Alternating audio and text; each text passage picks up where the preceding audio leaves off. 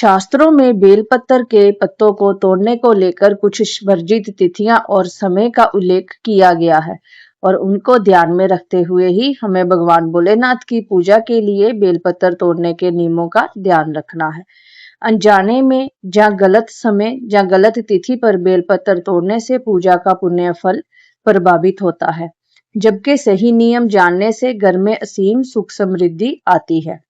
हर हर महादेव भक्तों, हमारे सनातन धर्म में जब भी आप शिव पूजा के लिए बेलपत्र लाएं तो इस एक बेहद जरूरी नियम को जरूर जान ले। धार्मिक मान्यताओं के अनुसार श्रद्धा से इस सात्विक परंपरा का पालन करने पर भगवान शिव और माता पार्वती जी की विशेष कृपा प्राप्त होती है और पूरे परिवार का भाग्य बदल जाता है। लेकिन बहुत से भक्त इस पावन विधान के बारे में जानते ही नहीं और अनजाने में किसी भी दिन या किसी भी समय बेलपत्र तोड़ लेते हैं।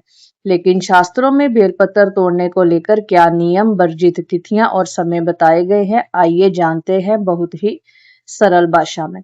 भक्तों, हमारे पूजनीय शास्त्रों और शिव पुराण के अनुसार बेलपत्र के पेड़ में साक्षात माता पार्वती और लक्ष्मी जी का वास माना जाता है, इसलिए इन पत्तियों को तोड़ने के लिए कुछ कड़े सात्विक नियम है। शास्त्रों में स्पष्ट बताया गया है महीने की कुछ तिथियां चतुर्थी, अष्टमी, नौमी, एकादशी, द्वादशी, चतुर्दशी, अमावस्या, पुण्या, संक्रांति और सोमवार, इन सब तिथियों के दिन बेलपत्र को तोड़ना वर्जित है। तिथियों के साथ समय का भी बहुत बड़ा नियम है। शास्त्रों के अनुसार दोपहर 12 बजे के बाद भूलकर भी बेलपत्र नहीं तोड़ना चाहिए।